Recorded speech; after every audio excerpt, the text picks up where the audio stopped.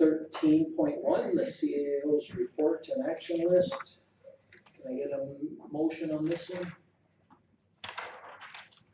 Councilor Martins? I make the motion that council receives CAO Bill McKinnon's report and action list for information. Thank you. And with that, I'll turn it over to our CAO if there's anything else you'd like to bring to our attention on this. Or anything new that's come up in the last little while. Yes, through the chair, just to alert council that we're going to be redeploying the pump hopefully this Friday, given ice conditions are lessening. The good news is we're preparing the drought and water restriction planning and action document. The intent there is to look at historical, well, the information's there, but it's basically to monitor our reservoir levels and have an action plan based on reductions in the reservoir level. So some other communities are basically saying, let's institute A, B, and C. We're not in as bad situation as those municipalities. So we can take a more metric approach to the decisions council may wish to make in terms of water restrictions.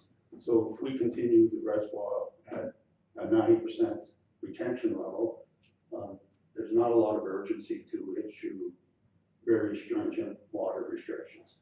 So the game plan is to develop those targets, those metrics, and there'll be an action plan once we hit those targets and metrics. We'll be meeting with the county over the next week or two to engage them in that discussion, and we'll continue to do water awareness, drought-resistant strategies through social media and the newsletters, similarly to the potential threats of wildfires. So that's the only thing I'd like council to be aware of. But based on historical levels, the reservoir is at its almost highest level ever for this time period. Okay, thank you. So with that, I'll open it up for any questions, comments for our CAO. Councillor Stenhouse. So I would like to talk about our new bulk water system. There appears to be several issues with it. Is there any way, or can you forecast when these glitches will be worked out in the near future? Like any new system, when it was first installed, there was a significant number of errors, issues with the system. I'm not denying that. Substantially, I would say 80% of them were human error because people didn't know how to use it. So that's been corrected, hopefully, by better signage and use indicators. That being said, there's still issues being worked out. We're withholding payments to the contractor. We need these issues to be fully vetted. Most organizations, including the Waterfill and Nilda, experienced similar issues. So we're not denying there is an issue that need to be fixed. We're demanding that the vendors be on site in the near future. I mean, within a week, and have all issues resolved. So what can we, how can we reassure the water haulers who are hauling in the evening and on weekends when there isn't a operator at the water treatment center that they will get water? Hopefully these issues will be resolved and there won't be issues, but that's what I'm saying. We can never guarantee that services will be available for any of our services. Pumps may go down, the showers, we shut the swimming pool, for instance, numerous times because of mechanical issues. I can't provide you 100% assurances. But right now, if I understand, if there's an issue, they can call a town employee that can come in and work with them to get it going. Right, Yes. that's the system right now. Yes, and that was another question I was gonna have. Are we tracking how much overtime is being put in to call outs to the water plant for the bulk? In essence, there is no overtime being incurred because we always have someone on call. So it's the on-call person that's responding anyways to be compensated for being on call. Okay. So on the light side, if I could, there will be significant savings by moving to this system. Because for the last 25 years, we've had highly paid water operators being cashiers, dividing coins, rolling coins, activities such as that. So they will not be continued. And as everyone can appreciate, any environment where you have significant cash, you have higher degree of risk. So we have eliminated that risk, and that's one of the major reasons why we moved to this system. We're looking at other enhancements related to the system. Currently, we have not set up accounts for people who could have an account and they could repurchase $200 worth of water and it could come out of their account. We'll be exploring all those options and getting feedback from the customers to see which way they prefer. Okay, and one more question on that is, I was questioned about the calibration. It seems it's inconsistent when they're getting their tanks filled. What can we do about that? As I've encouraged counselors to do in the past, if you have these issues, please refer them to me and I can do the research and report back. It's very difficult to respond to questions on the fly. So yes, there is issues potentially with calibration, but give you an anecdotal scenario, which is happening. People are accustomed to get $20 worth of water. Well, the instructions say, please put in the volume you want, not the dollar amount. So people may put in 20. So they're being charged for 20 cubes, but they only wanted 2 cubes. So signage, all that stuff, there's education required to enlighten everyone how to use the system. Okay, so with that, could we actually put out like a notice website on the sign, or maybe a notice even at the plant to let them know that we're aware of these issues and we're going to get them corrected? We can do that and get that out Yeah, in short order. yeah, because I've received a few complaints about it, that it's, On the flip side, I've had a couple of people approach me and are thrilled with the new system. So they don't have to go and have coins and take them there. They can just use their plastic card and get their water. They love it, the new system. well, the coins was not the issue. The coins was, they were swiping their card and it said that it wasn't verified. So they'd swipe again and it wasn't recognized. Then they'd swipe the third time, they'd get their water, but yet they had been charged 3 times. It's not the coin issue, it's the system. Yeah, well, and I hadn't heard that one, but I know the feedback I've got from a couple of the water haulers is they love the system like that. So again, I'm if sure I could, there's issues. through the chair, we are tracking every one of those issues. And anyone that's been overcharged or has not received the right quantity of water, we have it on record and we're dealing with those individuals 100%.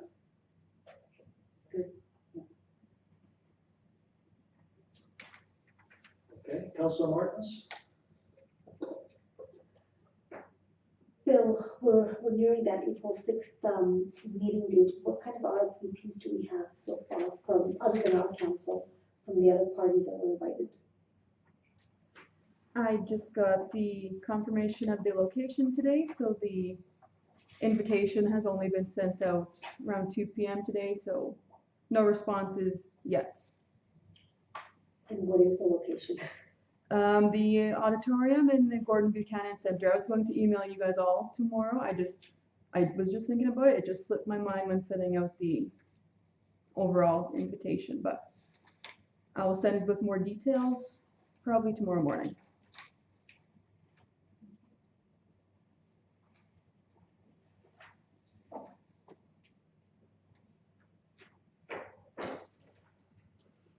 Councillor Waco? Just curious where we're at with the refunding of the late charges of the bills that were electronically delayed. Yep, that has occurred, so everyone has got a refund. I did not put it in the report, but the actual cost of refunding was $1,500. Thank you.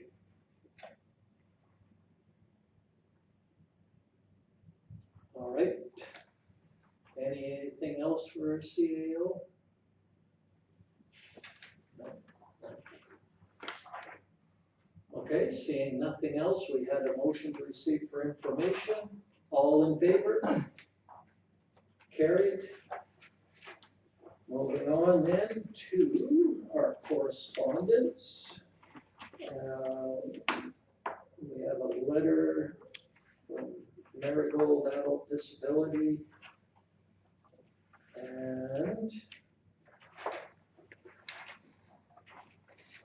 so where do we want to, what do we want to do with these motions here? We have a motion asking for support, a letter of support from the Marigold for a grant. So I'm going to make a motion that we supply a letter of support to the Marigold and Adult Disability Support Society for the Community Enhancement Grant.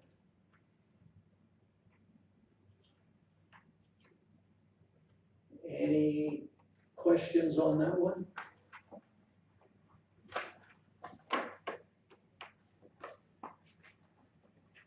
Okay, so I should make sure I'm clear Are that, you familiar with this? that they want to do an expansion. No, yeah, well, why would they need a letter of support for it? Well, I'm assuming that they want a letter of support to help get the grant. It would probably lend some credence to the grant, and if they can get the grant, then they can do the expansion that they're looking to do. So they wouldn't, would they be coming to council for money to support their grant, or this is just, we're only supplying a letter? This is a letter for the grant that they're applying for. That's what I'm reading. Yeah. Councillor Martins? I was at the March 20th meeting of Marigold where the chair, Rick Hartley, said that he had spoken with you and that you had said that we would provide the letter. And you know what? It's the expansion of that wood shop, and he's going to present some drawings, and there's a couple of contractors. So it would just enhance the meeting space and office for the executive director. It's, you know, and like the mayor said, it would be, you know, the letter of support would help, but I'm not sure how. Like, what do we say in that letter of support? Do you know? How is this benefiting the community? You know, like how the town make the case for support? Like, I like the idea from Marigold's perspective, and I know Rick said he had spoken with you, but I'm not sure how we pitch it as a. Well, I don't remember discussing this with Rick, but anyways, turn it over. As the mayor has indicated, it's quite common that not-for-profits, social agencies within a municipality approach the respective councils looking for a lot of support, and that's what this is about. So obviously, they're providing support for adult disabilities. That's something that's good for the community. The letter would be drafted in that way that we would support this since they provide services to residents that are disadvantaged within the community, and that would lessen the burden on other support systems, whether it's healthcare or the like, and that would be the basis of the letter of support. And maybe, I certainly don't remember it or when, that might have been a long time ago. Does that answer your question? All right, any other questions on this? All in favor? Carried.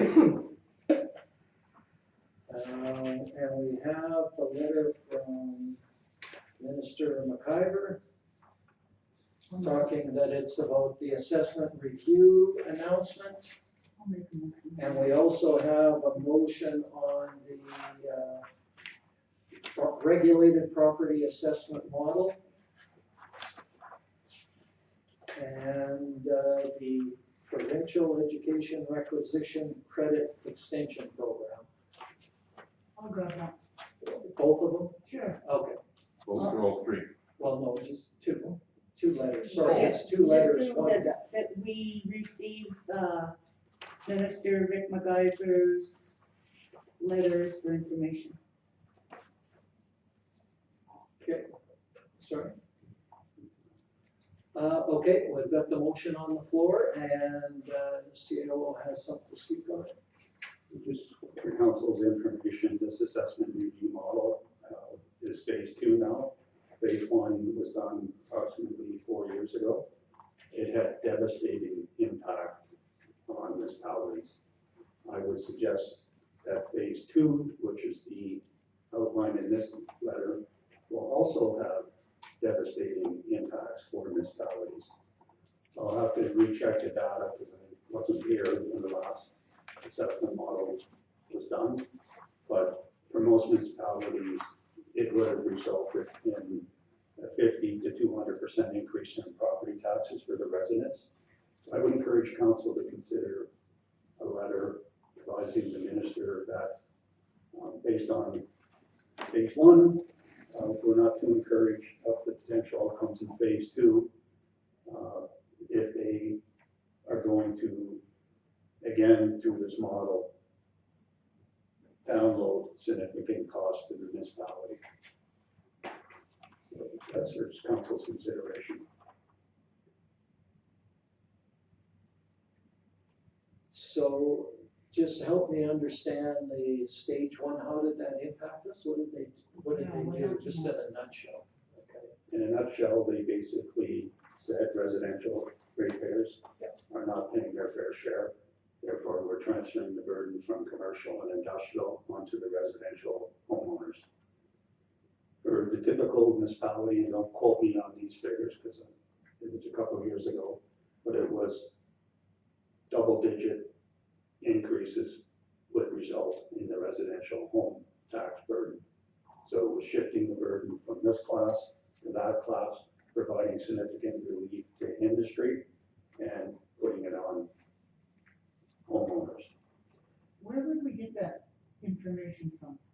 There was, if you go on the Munis website, Yeah. there will be a dozen background studies, and AD municipalities was against phase 1, and they will be against phase 2 in terms of the modeling that's being proposed. The good news is the minister is basically saying, and he's outlined it here, they're targeting 2028, so they're taking a much slower approach in phase 2 than they did in phase 1. But I would encourage council to go on record that if there are significant shifts to the municipal tax burden, council has a concern.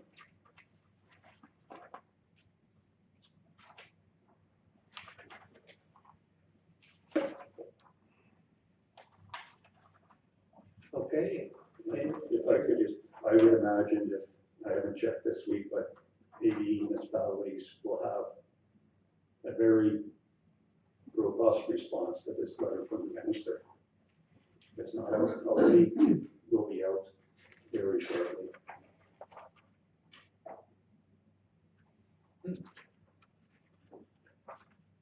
I don't remember that impacting us that much, just from what I remember, but I guess it would all depend on how much of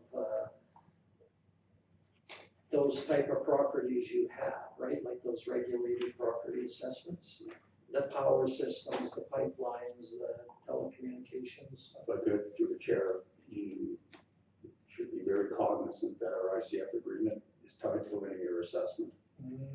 Okay, so that could have, yeah. So indirectly, we're getting hit by it, yeah, more than directly. Okay, gotcha. So why couldn't we receive this for information tonight We And- absolutely can. And bring it up at the ICF. At the, yeah, well, we could bring it out, I'm sure they're very aware of it at the ICF, because this is much more of an impact directly on them. Yeah.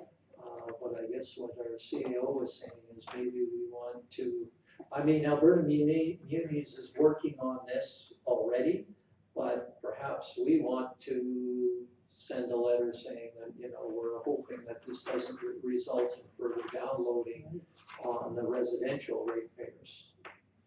Yeah, but that's what I mean, if we receive it for information tonight, but let's keep this in our back pocket for the next ICF, bring it to the ICF and get their input, and we could maybe, as a town and a county, write the letter. Good, yeah. Councillor Waco? And keeping with that same theme, just keep an eye on what Alberta Municipalities is doing and, kind of piggyback off that. I don't know if this is necessarily a resolution that we bring to the floor, or if this is just something that the Alberta Municipalities executive will bring to the floor, but keep an eye on, I mean, that's our voice to the government, right? Like our big booming voice. You know, us in the county, you know, great, but, you know, we all get together, you know, if it's Alberta Municipalities and RMA, both of them screaming at the government saying, what the hell, then that carries a little bit more weight if you've got, you know, a small community in a small county saying, hey. So I think we need to keep that in mind as well. Again, through the chair, all I'm trying to do is alert that this is No, that's good. a huge issue, and it's a big issue, and it's more likely to negatively impact every resident in the town. Okay, thanks for that update, because I didn't realize the impact that that would have. Any other discussion on this item? Seeing none, we had a motion to receive for information, all in favor? Carried. Upcoming meetings, I know we've got a couple of upcoming meetings. So we've got our committee of the whole on April 13th. We also have, you were saying it's April 6th confirmed.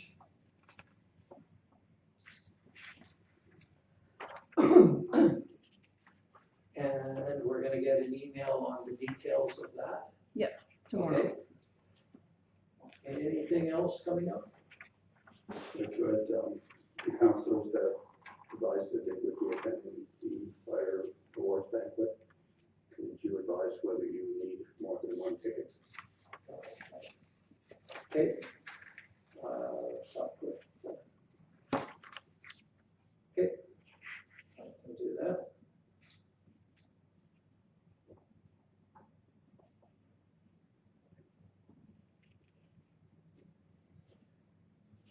Anything else?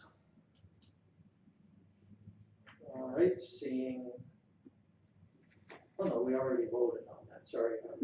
That is just the notice of upcoming meetings, we don't have Where do you any, see that? any motion.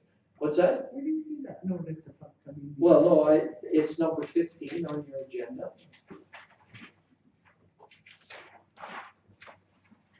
And I wanted to bring it just to everybody's attention as a reminder that those two meetings are coming up because they're not the normal ones. Okay.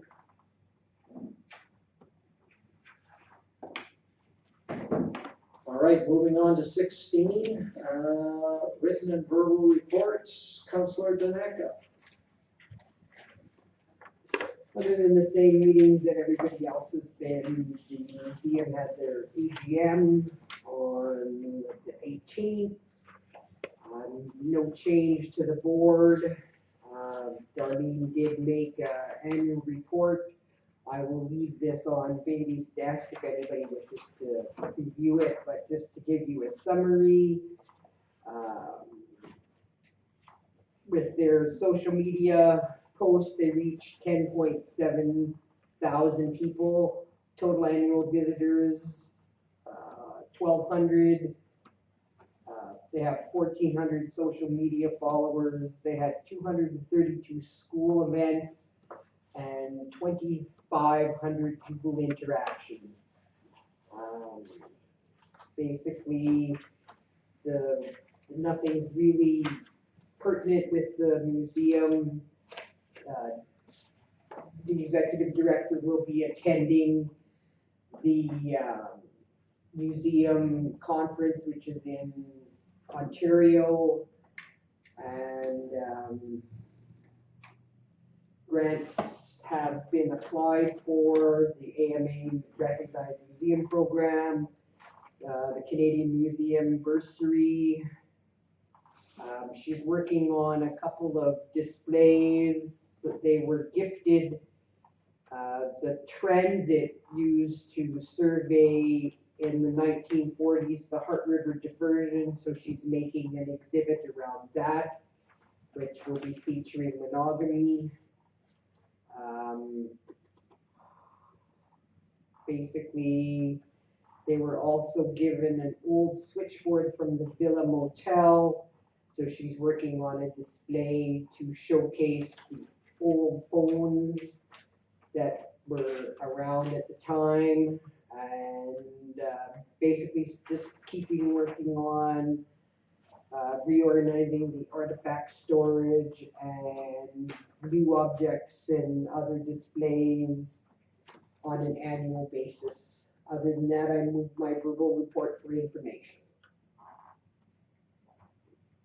All right, any questions, comments? Councillor Danaka? Let me know when the telephone one's up, I'd be interested to see that. I will do so. Yes. All right, all in favor? Carried. Councillor Dunn?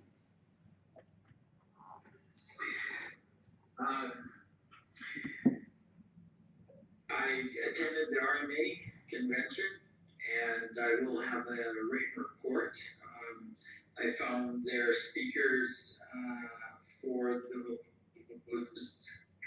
the convention sort of up my line. Corey Hirsch talked about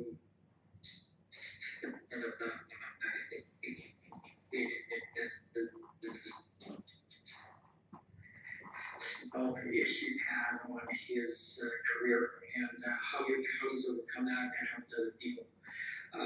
That was awesome. It was good to be with some of the counselors from Big Lakes, and I enjoyed the company. And but I will have my written report of all the things that I attended and what we discussed. And, because there are a few that were more around social issues, and those are the ones I attended. So I will my verbal report. Okay, thank you for that. Is there any questions, comments for Councillor Dunn?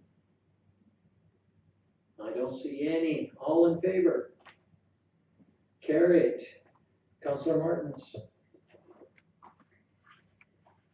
Well, so I attended this was my first time attending the Spring Municipal Leaders Caucus. I loved it. It was 2 days, last couple of weeks ago. You know, the sessions for all were great, but the breakout sessions this time, I've not been to another one, so this time they were by region. So if you were a town, you met with other towns and discussed what keeps you up at night was question one, I believe. What are you really, this is the right word, what are you proud of, what are you championing? So it just, it was an excellent event. It was short, it was sweet, it was well done. The second event, two members of our health attraction committee attended, Mr. Matthews and myself, was on March 20th. Again, it was really well done. It was an online event, but they actually had breakout rooms, and you had 30 minutes in your group to discuss. They had two perspectives: an actual physician who came from rural, was homegrown, and she gave her story, and then I believe the spouse or partner of another, so they, from two perspectives, how does the spouse deal with the new community and coming in, and what are some of the perspectives from them, and also how they adjust into the community and so forth. I thought that session was very well done. I have my notes, and I will present it in writing because I had a number of attendees. It was very well attended. The third, and Ms. Hanfield from RPAC was also in attendance. The next two events were related. They were March 21st and 22nd, and one was the Illustrious Slave Watershed Council board meeting, and the second where myself and the two members from Illustrious Slave Watershed Council attended, was World Water Day. They had 3 guest speakers, one of which was a Plains Cree lady, and she talked about the connection of water and our connectedness through water and the preservation of our shore beds and riparian areas and so forth. 2 other speakers equally as good. Again, I have a report in writing because I don't have my notes here. What else? I was going to, this isn't really my report, but I was going to clarify the date for the fire hall banquet. Does anyone, I know The Donna. 6th. Oh, it is the same night. Okay. And what was my other question? This again is misplaced. I'm sorry, Bill. I should have asked this in your report. Extended producer responsibility. Has the town signed up? Not as yet, in terms of the recycling. Yes. Okay. From everything I know, it's a great initiative. I know the county has, they asked me actually, and I know that it offsets our recycling costs. So again, I'm not an expert, but I remembered the 3 pro organizations. Pro stands for something, I don't know what, professional something. And I remember looking at this last October for another community. When will we be, because I know there's a hard deadline and then there's the next. Yeah, they have intake cycles, so Okay. on the next intake cycles, there will be a report coming to the council. That's it for me, council. I move my report for information. All right, anything for Councillor Martins? All right, all in favor? Carried. For myself, I guess I did miss a couple of meetings while I was off there last week, but some of the things that did come out was I did get, I mentioned at the other meeting that I had a response from Chevron to our letter, and Chevron did call me, and basically they said, we don't deal with the price of gas, that's another organization. We supply they look after all of that retail land, and all we do is we supply them with the fuel, but they have nothing to do with that. They gave me the name of the company that did, or the contact person. I contacted them and still have not heard back from them. So that was, so as of this point, none of the companies have really got back to us. Chevron did, but just to say, yeah, we're not the ones you need to talk to. We don't deal with pricing. The other thing I wanted to bring up, I've had a couple of people reach out about the Youth Assessment Center. And I think that's something that we need to really pay attention to. The official word from, I'll say, the province and stuff is that they are reassessing the building and what it would take to upgrade it and open it up, and that reassessment is supposed to take them into August, and then after August, once they've done all of these studies and reports, they will know more about what they're going to do. I've heard from some of the staff that work there and an email that, they're trying to close the Youth Assessment Center. And there's an impact of 24, 25 jobs tied to that facility. So I think that's, in my opinion, is something that our council should be a little proactive on and make sure that we let the province know that we want to see that facility stay here and stay open. And I know there's lots of variables, and I don't profess to know all that's going on in there by any means and what it's gonna take to reopen it, but they closed it after the fire that they had in there. And some of the staff said they could have had the building reopened already if they would have just addressed the issues. But right now, some of the staff are getting laid off, or they have to move to Edmonton to keep their jobs. So there's a concern for some of our local people that this is a problem. So I'm not sure what we do about it, other than maybe we can work with our MLA to make sure that he knows we want to keep it here. That would be my suggestion, and see if we can get him on our side. I don't know where he's at on this, but I We don't should know what else. invite him to a council meeting. We can certainly do that and have a discussion with them on it and other things, yeah. I think my big concern with that building would be the asbestos that's probably in it. And that might be, again, don't know for sure, but. What I year did was hear- it built? What I've heard is some of the asbestos issues have already been dealt with in there. Oh, okay, well, that's good to know. Again, right, it's all hearsay, you don't know the facts at all, but that was from one of the staff saying that, so, yeah, don't know. Okay, I guess with that, I will make a motion that, we contact our MLA to discuss the Youth Assessment Center and perhaps come to our council meeting. Our next one. Or, well, I guess at his convenience, we can't tell him what to do. All right, so Have we not invited him before? Because we've discussed inviting him to a council meeting. Did we not reach out to him before? we have once, I know for sure, and he wasn't able to come at that time. Okay.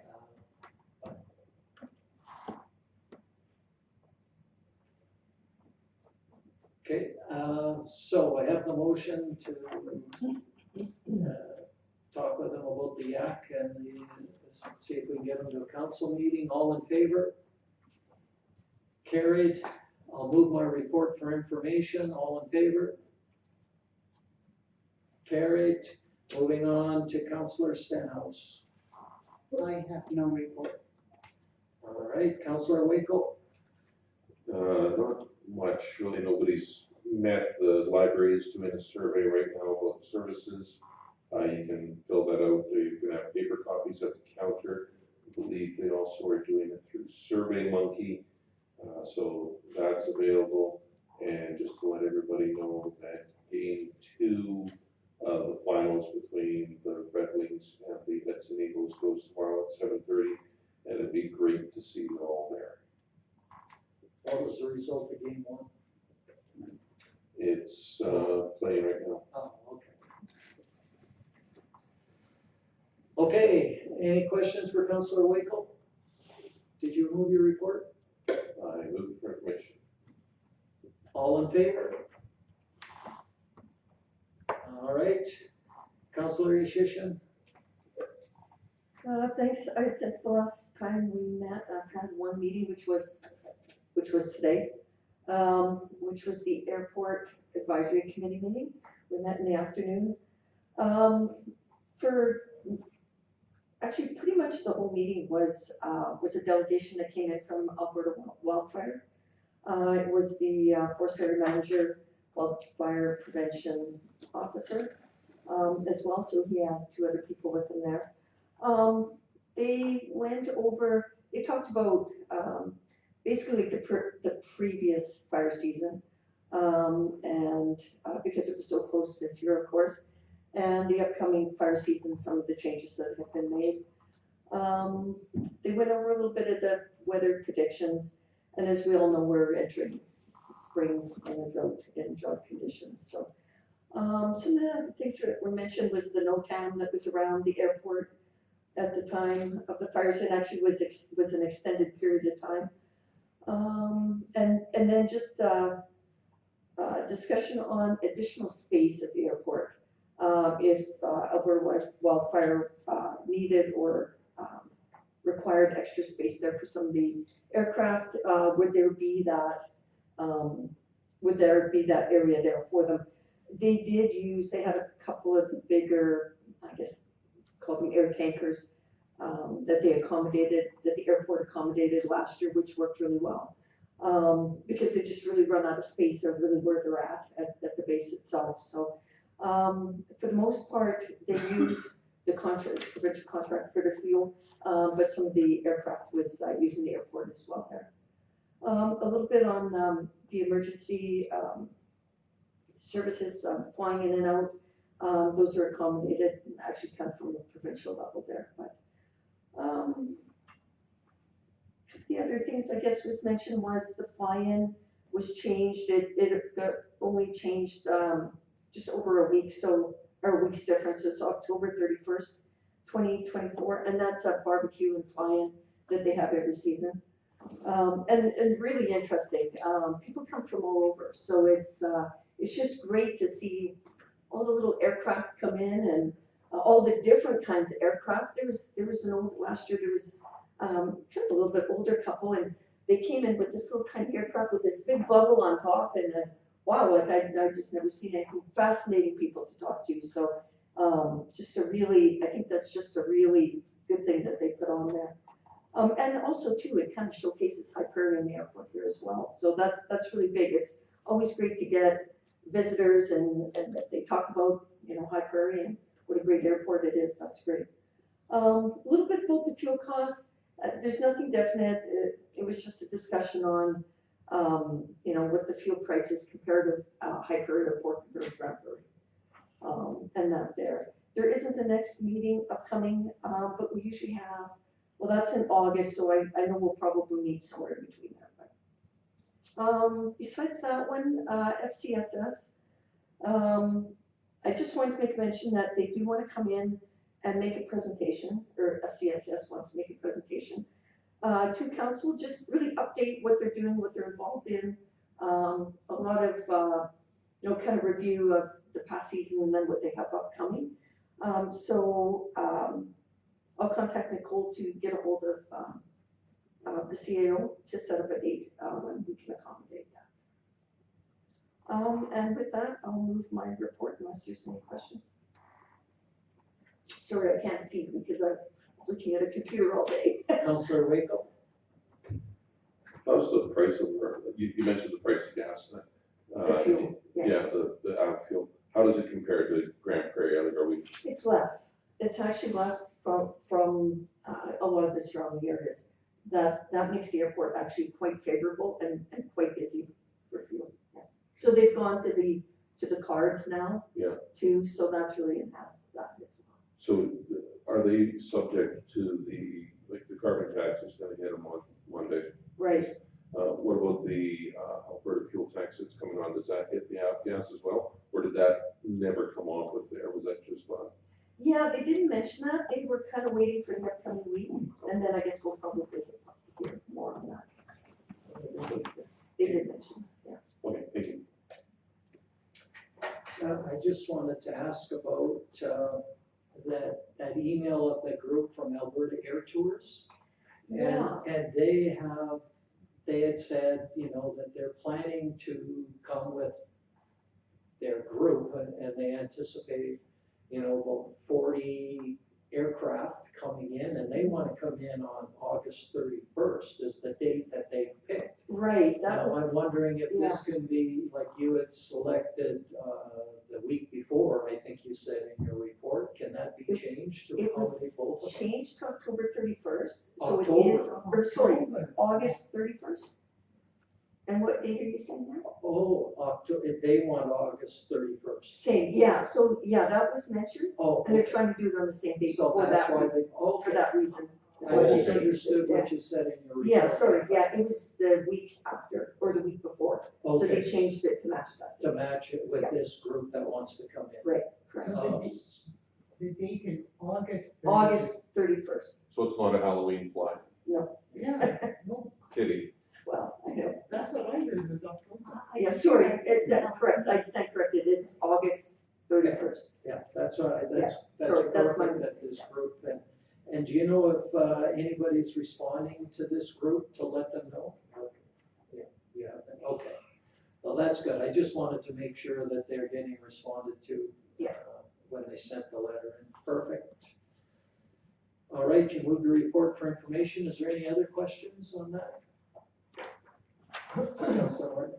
I was just gonna add to James' question, even though we recently, the last meeting, increased fuel, our prices here was still, you know, in keeping and lower than all of our surrounding areas. And was it 4%, you recall the percentage that we increased it? I don't know if I put that down or not. It was No, not I the same as didn't. the last one. Yeah, no. All right, anything else? It wasn't in my report, but it was just, got an email, so I think we should update council. I advised council approximately 6 or 7 months ago that Price Waterhouse was undertaking a study of helipads across all of Alberta. So there will be a debriefing meeting with the participants in that survey this Thursday. I'll provide debriefing to council of what their proposed next steps are. It will likely be broader public consultation based on the priorities and needs of specifically smaller rural communities in Alberta. So stay tuned. So at least it's moving forward. I just want to add to that a little bit, I should have put that in my report too, but as a recent, user of STARS, well, not myself, but my wife using STARS, it seems ridiculous that STARS cannot land at our airport, or at our hospital when the site is there and they gotta transport them out and everything else. We need to get that helipad going, and I've heard that the new government is a little more favorable upon helipads, and they're looking for maybe community partners that would help with them. So I think it's a really good time to revisit it. They've done something in Innisfail, Alberta, so it might be a good thing to hear what they did, how they did it, because having those conversations with some of those STARS people, you learn lots of things. So something that we need to look into and revisit is the helipad, for sure. Gotta love the Smurfs. What's that? Gotta love the Smurfs. Yeah. All right, Councillor Shisha moved to report for information. All in favor? Carried. All right. Out of turn, but at the engagements, the AHS in-person engagement, I don't know if I mentioned this in my in-person report, I think I did. There were 2 PwC representatives, so they heard loud and clear here at our Hard Prairie engagement session, I think it was March 13th. They were present, so that's, they heard it multiple times. Yeah, we've certainly pushed it hard in the past and got a really hard no back, but you got to keep pushing, and things may be changing with the province. All right, we'll take 10 minutes and we'll return for closed session.